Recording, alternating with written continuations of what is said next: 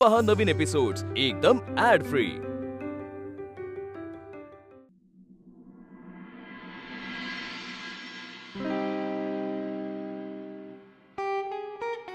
आप्पा असू दे अहो एकदम घाबरलो तर आम्हाला बरं वाटतंय का? तब्येत बरी आहे का?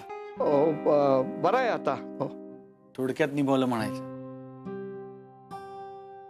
हो अरे सर्वा, कधी आलास बाळा? आणि कसा आहेस बाळा आता? अगं आल्या आल्या पहिला वर आलो. आप्पांची काळजी वाटत होती म्हणून पहिला त्यांनाच भेटायला आलो थेट. बरं झालं. अरे अनामिका होती म्हणून तिने सगळं सांभाळून घेतलं. म्हणजे खूप त्रास झाला तिला, पण एकटीनं सगळं सांभाळून घेतलं. मावशी एकटीनं कुठं, सचिन करत होता सगळं आप्पांचं आणि वल्ली मदत करत होती. मावशी तुम्ही तर मला स्वयंपाकघरात जाऊ सुद्धा दिलं ते. बरं बाई, सगळ्यांनी मिळून केलं. बरं चला, तुम्ही आता आराम करा. अरे अनामिका सुद्धा दमली आहे रे. इथे काय सगळं असंच चालू राहणार. आपण बरं वाटतंय आता. जा तुम्ही आराम करा. आम्ही आराम करतो, तू नको काळजी करू माझी. तुमची कामं कशी चालले? अरे माझ्या कामाचं काय, नीलवर टाकलं होतं सगळं करत होता नील. तो खरंच इतका केपेबल झाला ना, म्हणजे आपल्याला एखाद्या कामासाठी एखादा परफेक्ट माणूस मिळावं ना, तसं झालंय माझं. तसा भेटलाय मला नील. हो ना, आणि तुझ्यामुळे राधालाही. बरं सौरभा, जा बरं चला. प्रवासातून आलास ना, दमला असेल. अनामिका पण दमले. जा जाऊन आराम करा. येऊ अप्पा? हो हो काळजी घ्या. हो हो चल अप्पा, काही लागलं तर सांगा. हो चल.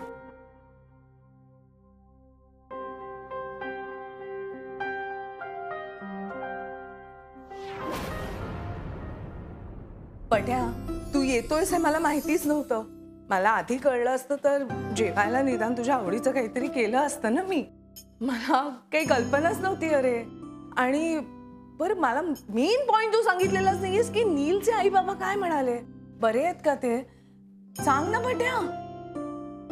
म्हणजे मी किती वेळा तुला फोन केले ना, पण तुझा मिस झाला. आणि तू गेलास तेव्हा माझा मिस झाला. प्रवासात होतास म्हणून नसेल कदाचित. तुझा मूड चांगला असला की तू असंच करतेस, एकटीच बोलत बसतेस. तू आलास म्हटल्यावर माझा मूड चांगलाच असणार ना. पण तू खुश नाही आहेस का मला बघून? काय झालं बट्या? तुला काही सांगायचं का मला? हो, पण त्यासाठी तुझा मूड चांगला असणं गरजेचं आहे. माझा मूड चांगलाच आहे, पण तू काही फारशी चांगली बातमी देणार आहेस असं वाटत नाहीये. प्लीज सांगशील का पटकन? हो, ऐक ना, शांत हो. आणि हे बघ, पटकन चिडू नकोस. हे बघ, प्रस्तावना पुरे. आता पटपट बोलशील का प्लीज? मी आत्ता नीलच्या घरी गेलो होतो.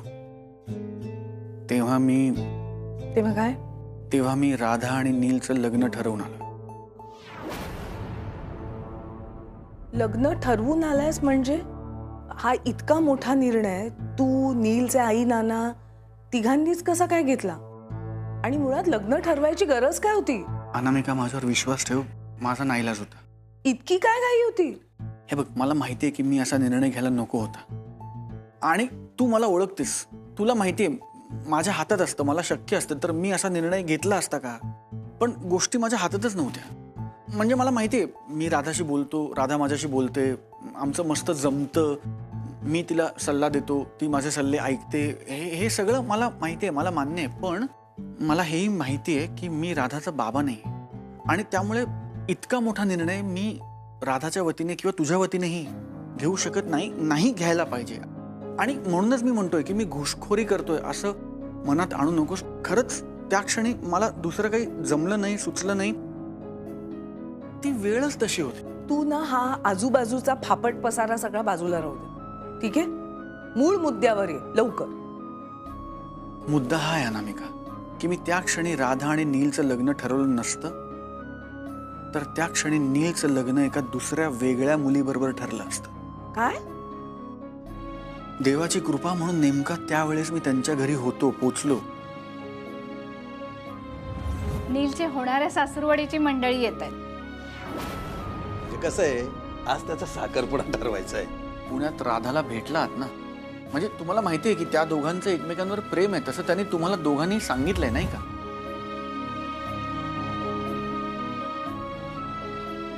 मागच्या वेळेस पुण्याला आलो तेव्हा ती राधा काय म्हणाली होती, लग्नाचं तर अजिबात जमणार नाही म्हणे. हा, आमच्या गुरुजीने सांगितलं की येत्या 6 महिन्याच्या आत नीलचं लग्न झालं तर ठीक, नाही तर पुढील 8 वर्ष लग्नाचा योग नाही. माझ्यावर विश्वास ठेवा ना, म्हणजे तुमची हरकत नसेल तर राधा आणि आईला मी तयार करतो आणि हे सगळं तुमच्या हिशोबाने करूया. म्हणजे तुम्ही म्हणताय त्या तारखेला साखरपुडा करू, तुम्ही म्हणताय त्या शहरात करू, आमची सगळ्याला तयारी आहे. अनामिका सॉरी, खरंच सॉरी. म्हणजे त्या क्षणी मला काय करावं सुचलं नाही आणि मला डोळ्यासमोर जे दिसत होतं त्याच्यात हा सगळ्यात चांगला आणि योग्य मार्ग वाटला, म्हणून मी तसं केलं. म्हणजे मला इतकंच वाटतं की राधा आणि नीलचं लग्न झालंच नाही, असं होण्यापेक्षा त्यांचं लग्न थोडं लवकर झालं असं घडलं तर बरं ना. मला माहिती आहे की हा निर्णय खरं तर तुझा असायला हवा, पण मला असंही वाटतं की आता दोघे कमावत आहेत, म्हणजे करेक्ट नसलं तरी लग्नासाठी काही वय कमी नाही त्यांचं. म्हणजे होऊ शकतं आता दोघांचं लग्न, वय म्हणजे आहे लग्न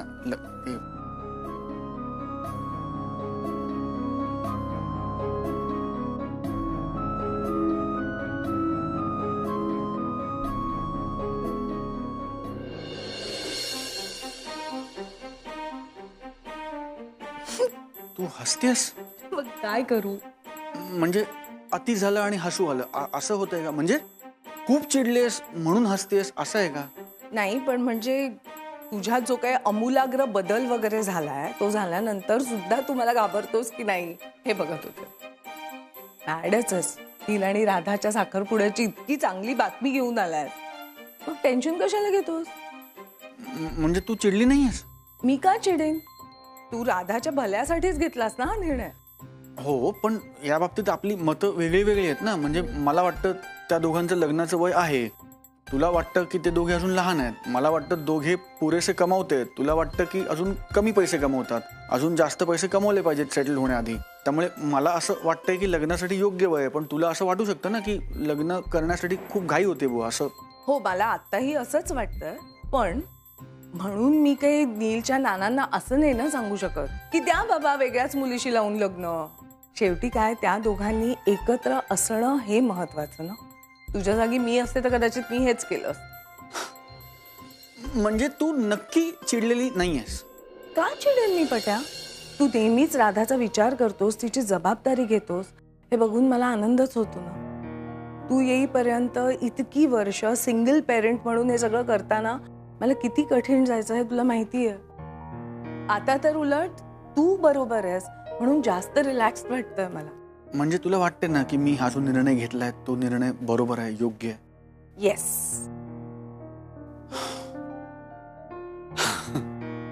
पट्या, तू नेहमीच दुसऱ्यांचा विचार करतोस, त्यामुळे तू तुझा हा निर्णय माझ्यावर लादतोयस असं मला मुळीच वाटत नाही. पण एक छोटासा प्रॉब्लेम आहे. काय? तू ज्या मुख्य व्यक्तीशी बोलायला हवंयस त्या व्यक्तीशी बोललाच नाहीयस. नाही नाही, माझं बोलणं झालंय. नीलचे आई आणि नाना ते ओके आहेत ना सगळं? नाही, मी त्यांच्याविषयी नाही बोलत आहे. राधा, तिला विचारलंस का तिला या सगळ्याविषयी काय वाटतं? अगे तिला काय चालायचंय, ती गुडघ्याला बाशिंग बांधून रेडी असणार, सांगतो मी तुला. हे बघ, आपले प्रॉब्लेम वेगळे आहेत. लग्न करायचं वय योग्य आहे का, घाई होते का वगैरे, तिचे प्रॉब्लेमच वेगळे असणार आहेत. ब्युटी पार्लरला कुठल्या जाऊ, कपडे कुठले घालू, हा ड्रेस घालू का तो ड्रेस घालू, सकाळी साडी संध्याकाळी साडी, इथे करूया का, काय करतात हल्ली ते नाही का, जाऊन ते डेस्टिनेशन हे लग्न ते करू. अगं ती इतकी खुश होणार आहे ना, कारण मुळात त्यांचं प्रेम आहे का एकमेकांवर. असं तुला वाटतंय, मला नाही वाटत असं. राधाचं काही सांगता येत नाही. अगं मी सांगतो तुला, ती तयार होणार 100%. आणि मला वाटतंय ती होणार नाही 100%. बघूया.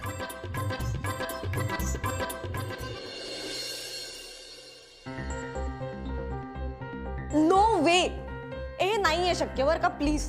राधा, एकदा शांतपणे या गोष्टीचा विचार कर. माझा सगळा विचार करून झालेला आहे आणि माझं उत्तर बदलणार नाही.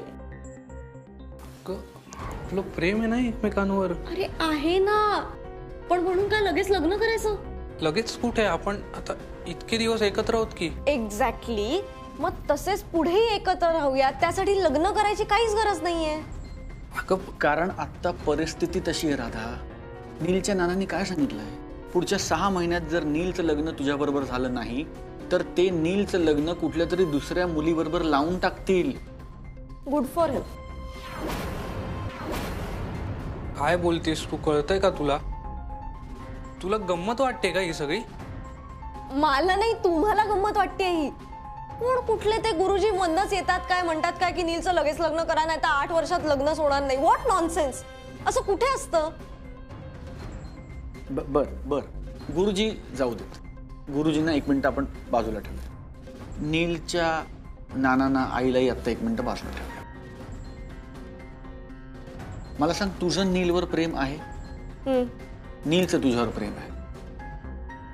तुमचं दोघांचं एकमेकांवर प्रेम आहे, मग एकमेकांशी लग्न करायला काय प्रॉब्लेम आहे?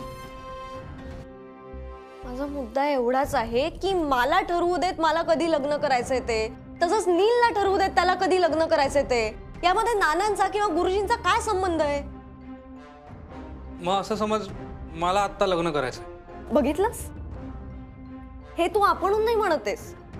हे तुला आधी नव्हतं सुचलं ना, आत्ता नाना तुला फोर्स करतात म्हणून तू हे म्हणतोयस. एक काम करूयात आपण, हेच जेव्हा तू मला आपणून मनापासून येऊन विचारशील ना तेव्हा मी तुझं ऐकेन. माझा त्या गुरुजींवर विश्वास नाही. राधा, अगं पण नीलच्या नानांचा आहे ना. अरे पण त्यांच्या विश्वासासाठी मी माझा निर्णय का बदलू? माझे डिसिजन्स मी का कॉम्प्रोमाइज करू? राधा, आपण जेव्हा नवी नाती जोडतो ना तेव्हा आजूबाजूच्या लोकांचं, कन्सर्न लोकांचं ऐकून घ्यावं लागतं. ऍडजस्टमेंट्स कराव्या लागतात राधा. मग हेच नानांना सांगा. त्यांना म्हणा थोडं थांबा, मुलांना जेव्हा वाटेल, जेव्हा ते रेडी असतील तेव्हा ते लग्न करतील. इतकी हट्टी काय आहेस तू? तुला कोणाचंच ऐकून घ्यायचं नाहीये. तुला ना समजूनच घ्यायचं नाहीये काही. नील, चिडून काही नाही होणार. राधा प्लीज बाळा, थोडं समजून घे. तुम्ही समजून घ्या ना.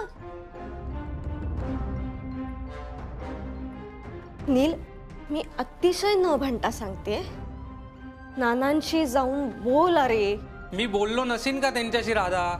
मी सांगून झालंय त्यांना, मी प्रयत्न करून झालाय, पण त्यांची काहीतरी कारणं असतील ना. मला त्यांचं ऐकून घ्यायला नको का? अरे का? कारण ते माझे वडील आहेत. पण माझे नाही आहेत ते. मग मी का समजून घेऊ? हा माझ्याही आयुष्याचा प्रश्न आहे ना. ठीक आहे. तू बाकी काहीच विचार करू नकोस.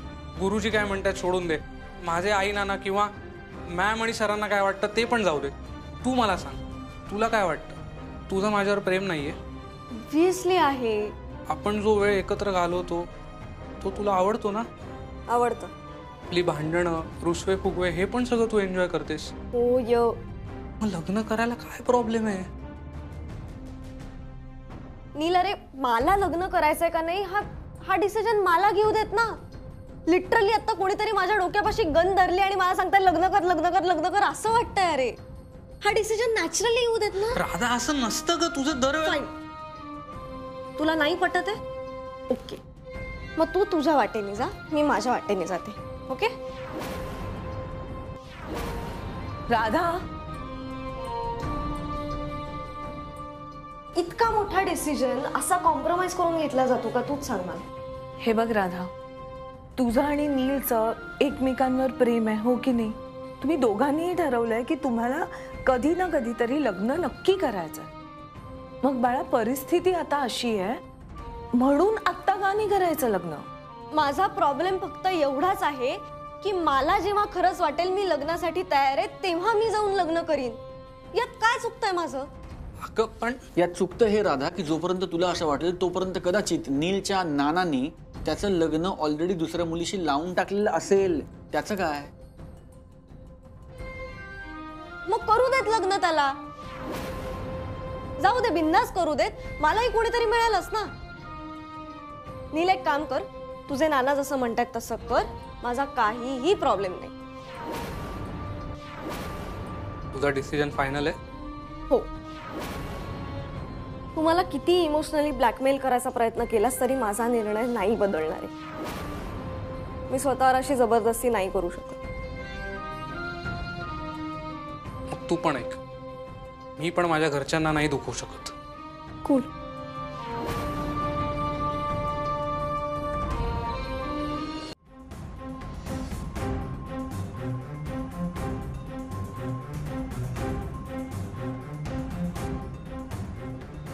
हॅलो नाना, नील बोलतोय. तुम्ही बघा स्थळं माझ्यासाठी. नाही, माझं आणि राधाचं काही खरं नाही, ते जाऊ द्या. हो, तुम्ही म्हणाल त्या मुलीशी लग्न करायला मी तयार आहे. जर का तुम्हाला मुलगी पसंत असेल तर तुम्ही होकार कळवून टाका. आणि हो, लवकरात लवकर साखरपुड्याची तारीख काढा. मला अजून थांबायचं नाही आहे. हो हो, उद्याचा मुहूर्त असेल तरी चालेल. आहे का? ठेवा. कळवा त्यांना आणि तुम्ही या लवकरात लवकर.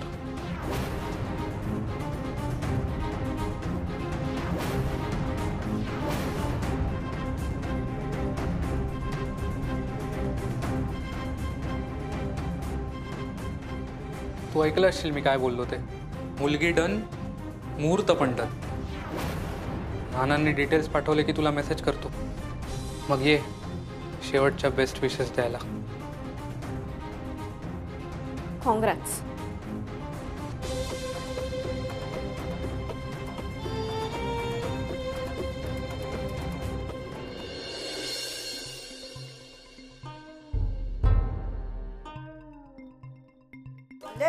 हे बघ. माई मावशी, तुम्ही कशाला आलात? मी जेवण घेऊन येतच होते तुमच्याकडे. हा मावशी, नाही मी पण येणारच होती. तुम्हाला सँडविच आवडेल ना खायला? कारण तुम्ही रोज रोज तेच खातात आणि आयुष्यात आपल्याला काहीतरी चेंज पाहिजे ना. तुम्हाला माझ्या हातचा खायला आवडेल का? ऐक ना, त्या माझ्या सासूबाई आहेत. त्यांना काय हवं काय नको ते मी बघेन.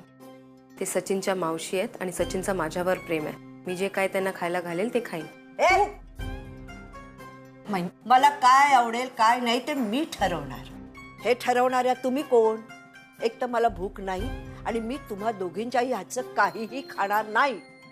खरं तर माझं काम होतं म्हणून आले होते. चालू द्या तुमचं. माई मावशी, माई मावशी, काही गरज होती का तुला? हा, तुझ्यामुळे माई मावशी न खाता गेल्या. मी जे काय बनवलं होतं ते खाऊन गेली असती ती. तुझ्यामुळे ती अशी गेली आहे. अरे पण त्यांना काय आवडतं काय नाही ते मला माहिती ना. तू का ठरवतेस? मी जे काय बनवलं असतं ना वली, ते टेस्टीच झालं असतं आणि ते नक्की खाल्लं असतं. आणि तू हे ठरवणारी कोण आहेस? मग काय तू ठरवणार आहे? ऐक ना, मला तुझ्याशी आत्ता नाही भांडायचंय. मी नाही, तू भांडण सुरू केलंस. ही बाई ना आता माझ्या डोक्यात जायला लागली. मी भांडण सुरू केलं? मी आता मी हिला अजिबात सोडणार नाही. माई मावशींच्या पुढे पुढे करून घराचा ताबा मिळवायचा हिला. आता असा काहीतरी डाव टाकते ना की सचिन स्वतः हिला घरात हाकलेल.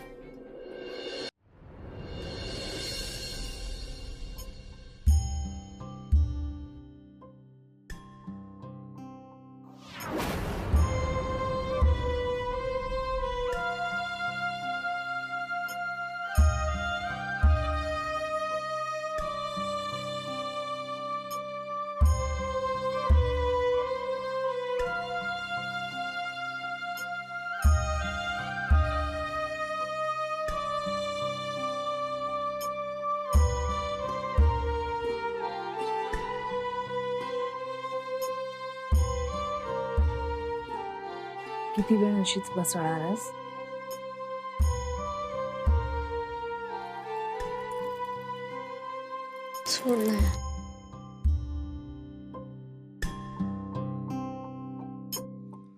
बोलतेस माझ्याशी? बाळा बोल ना ग. मम्मा नाहीये काही बोलायला. कॉफी करू थोडीशी? किती मस्त थंडी पडली आहे राधे. कॉफी करते, दोघी पिऊया थोडीशी. प्रॉमिस मी काही बोलणार नाही, काहीच विचारणार नाही. खरंच प्रॉमिस. मम्माच्या हातात असे मग्स दिसले ना की लगेच घेशील बघ माझ्याकडून, मला माहिती.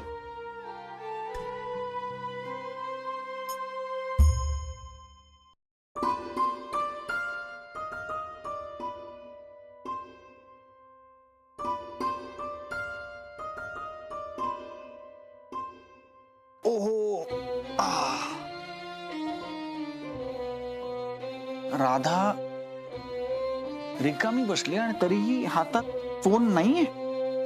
कमाल आहे. तुला माझी थट्टा केल्याशिवाय चैन नाही का पडत? मी काय त्रास दिलाय तुला?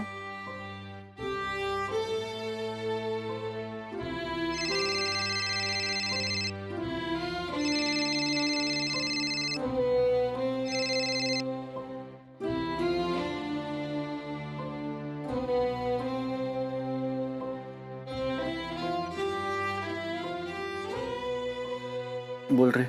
सौरभ सर, निमंत्रण द्यायला फोन केला होता.